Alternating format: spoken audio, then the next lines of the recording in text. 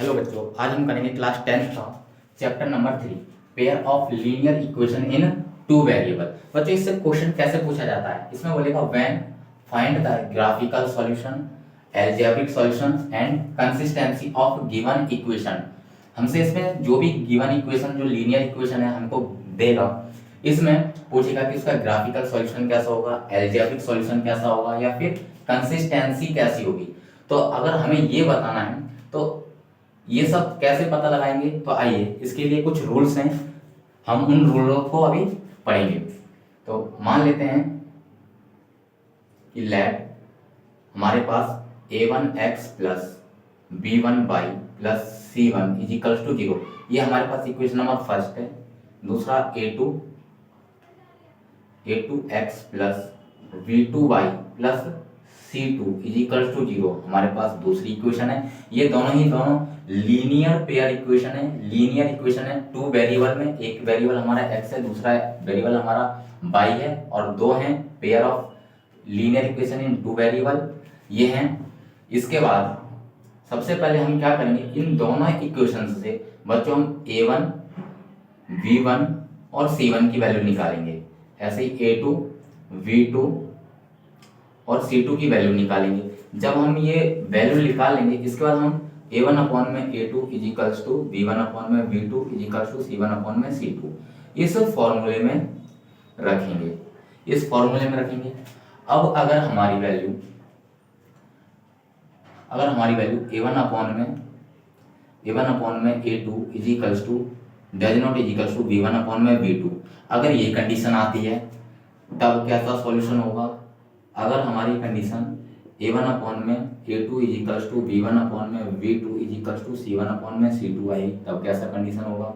और यहाँ पे a1 अपॉन में a2 is equals to b1 upon में v2 does not is equals to c1 upon में c2, अगर ये कंडीशंस आती हैं तो कैसा कैसा सॉल्यूशन होगा। तो सबसे पहले तो हम बात करते हैं हमारा जो ग्राफिकली है, यहाँ पे हम लिखेंगे जो ग्राफिकली सॉल्यूशन होगा। अगर हमारी कंडीशन जब हम इसमें वैल्यू रखेंगे, हमारा a1 अपॉन में a2 does not is equals to b1 upon में v2 के आता है, अगर ये दोनों एक दूसरे के बराबर नहीं है रेशियो, तो हमारा ग्राफिकली सॉल्यूशन जो है वो आएगा इंटरसेक्टिंग लाइन। इंटरसेक्टिंग लाइन अगर हमारा a1 अपॉन में a2 बराबर आता है b1 अपॉन में v2 के, बराबर आता है c1 अपॉन में c2 के, अगर ये तीनों कंडीशंस हमारी बराबर होती हैं, इक्वल होती हैं, तो हमारा जो सॉल्यूशन होगा वो होगा कोइंसिडेंट लाइन। अगर हमारा a1 अपॉन में a2 is equal to b1 upon में b2, यानी कि a1 अपॉन में a2 बराबर है b1 अपॉन में b2 के, does not is equal to c1 upon में c2 और c1 अपॉन में c2 के बराबर नहीं है, तो हमारा जो ग्राफिकली सॉल्यूशन है वो आएगा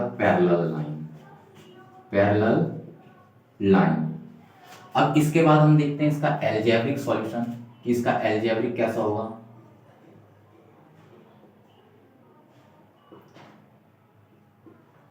अलजेब्रिक सॉल्यूशन अगर हमारी ये कंडीशन आती है तो जो अलजेब्रिक सॉल्यूशन होगा यूनिक, ये होगा हमारा यूनिक। अगर हमारी ये वाली कंडीशन आती है तो होगा मैनी सॉल्यूशन। अगर हमारी ये वाली कंडीशन आती है तो इस वाली कंडीशन में हमारा हो जाएगा नो सॉल्यूशन।